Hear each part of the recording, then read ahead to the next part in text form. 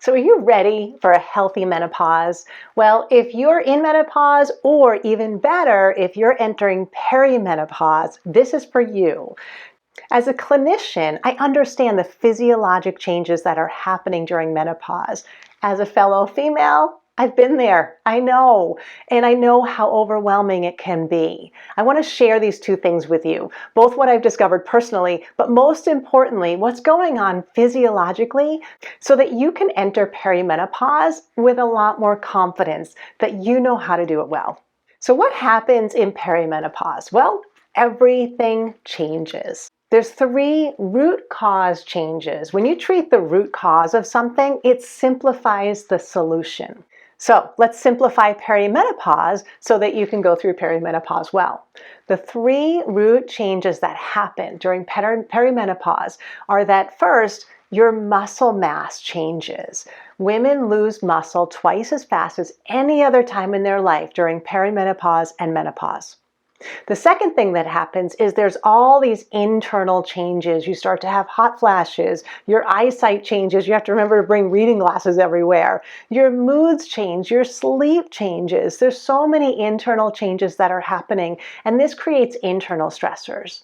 And at the same time, usually that coincides with external changes, like maybe your kids go from being toddlers to teenagers, which shifts all the stressors of parenting. Maybe your parents now need you more and you're taking care of aging parents as well as teenagers. Maybe your career is heightening and now you have more stressors. Maybe you own a home and you have to take care of more around you. And maybe you're more intertwined in your community and there's more needs from you there as well. And so the result is a lot of chaos internally and externally. You have lower body confidence because all of a sudden your body just feels different. Maybe you're gaining some weight, maybe you're noticing your balance is a little off, or you start to feel weaker. And those signals from your body have your brain start thinking about, oh no, I'm aging. Oh no, what's going to happen? And so there's this background of information from the body that maybe you're not okay, maybe you're getting older. And then this internal chaos happens when all these changes happen and you have to be sitting in a meeting or taking care of your kids and you're having hot flashes and you can't see very well and you're tired because you didn't sleep last night. And all these changes are interrupting your ability to do what you need and want to do every day. And then your relationships are changing. As your kids grow, or even if you don't have kids, as life goes on, relationships start to change. And so they need something different. Your relationship maybe with your parents, with coworkers, with kids are changing. So your usual support systems might start to be weakening maybe a little bit, or just not being as supportive as they need to be in this stage of life. And so here's the important thing. Only exercise can treat these root causes of the struggles with perimenopause and menopause. Because only exercise that's done well can activate your muscle fibers. Only exercise that's done well can cure chronic stress. And only exercise that's done well can slow aging. And so to meet the changing needs of your body and your lifestyle so that you can go through perimenopause and menopause well, we need to treat these root causes, and we need exercise that cures rather than causes stress. And that probably requires an update and an upgrade on the way that you think about and you approach exercise. And so I want you to know that muscle is not lost. We talk about people losing muscle. You're not really losing muscle. The muscle fibers are still there. The problem is when we don't use muscle fibers, they go into hibernation. It takes a lot of energy to keep muscle. So when you're not using them, your body kind of downgrades some of those muscle fibers. And if you're not using them, you don't get to keep them. They're not accessible when you need to be strong. But you can take them out of hibernation by doing good quality strength exercises. And the second thing I want you to know is that mindful movement, the combination of those two things, is the exact cure for chronic stress. Mindfulness starts to calm your body and bring your brain back into the present moment. But only movement cures the stress state, because the stress state is your body ready to move. And connection calms chaos. When you're supported by somebody else, it shares the load of stressors. So you being able to form connections with people, other women who are going through perimenopause, so you can kind of laugh at some of the stuff that's happening and have healthy connections with the people in your life, that will help you to manage all of these stressors and share the load of this time in your life. And so healthy exercise for healthy menopause has three components. First, you want to embody confidence by doing functional strength movements. Second, embody calm by doing mindful mobility moments. And third, embody connection through engaging stamina sessions. And so let's take a look at each one of those and how you can do that. So you embody confidence by doing functional strength moves. Functionally, when your strength program is designed based on the movements that you need and want to do in everyday life, as opposed to maybe the exercises that you did when you were an athlete or ones that you found on the internet that are modeled against either what works for athletes or what the marketing has come up with as being aesthetic fitness and things that will tone. Those aren't really necessarily going to keep you moving well as you age in daily life. When you do those functional movements mindfully, you can listen to your body, and at the same time, you're practicing presence, which helps to embody confidence and calm, and an awareness that you are, in fact, strong as you age.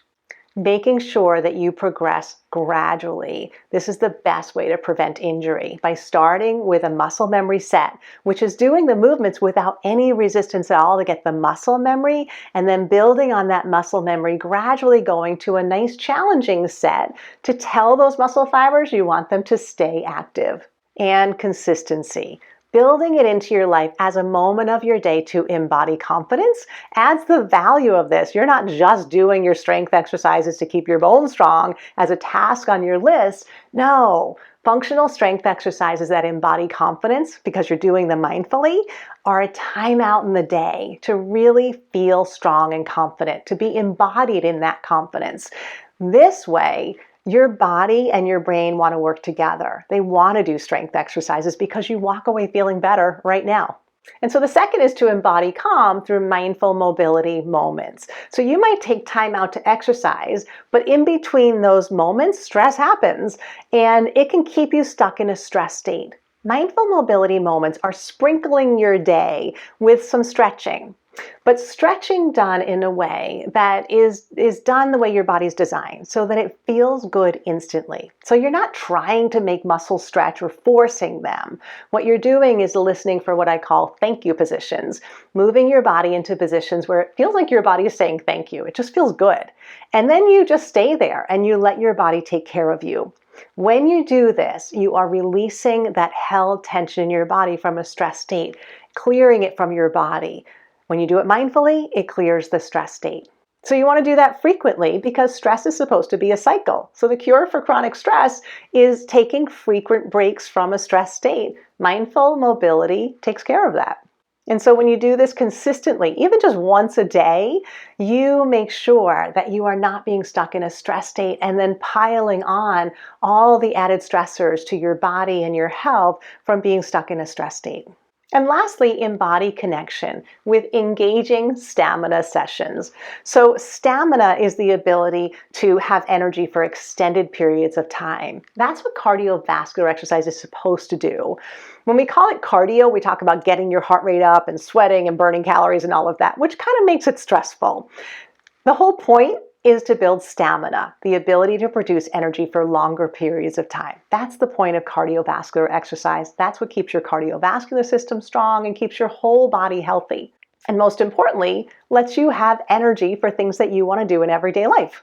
And so anything you're moving continuously doing, that could be walking, that could be dancing, that could be swimming or biking. Anything you're moving continuously is good cardiovascular exercise. When you do it intentionally and plan it as a way to foster a sense of connection. This could be internal connection. So you might connect it with walking in nature and just enjoying being outside. Or you might connect it with a time to listen to a podcast that you really enjoy or a book you really enjoy, while still staying mindful about how your body feels while you're doing that. Or you might use it as a time to connect with friends. Taking a walk with friends is a great way to keep your brain and your body healthy. But again, always keeping that awareness, that mindful awareness on your body as you're doing it so that you make sure this feels good. And one way to do that is by focusing on your breathing, not your heart rate. Breathing actually tells us a lot more about the cardiovascular system. So if you focus on your breathing, you'll have an internal built-in way to know that you're doing cardiovascular exercise in a way that is building stamina, and you get to stay engaged with your body, connecting with your body while you're connecting with nature or other people. And so whole person exercise lets you do perimenopause well, sets you up for doing menopause well. This whole person exercise, by embodying calm through mindful mobility moments and small moments of your day, by embodying confidence, by doing functional strength moves mindfully 2 or 3 times a week, and by doing engaging stamina sessions so that you're embodying connection with yourself and your support network at this time that can be wrought with chaos. This calms that chaos where you have internal and external supports. And so the focus is to be well now, right now, rather than waiting until menopause is over. We can be well now through perimenopause and look forward to being well through menopause when we know how to treat these root causes of the struggles with menopause. So the bottom line is, whole person exercise treats the root causes of the struggles with menopause. Feel the difference of exercising well. Check out exercisingwell.com for more resources of how to exercise so you feel and function well to be well now.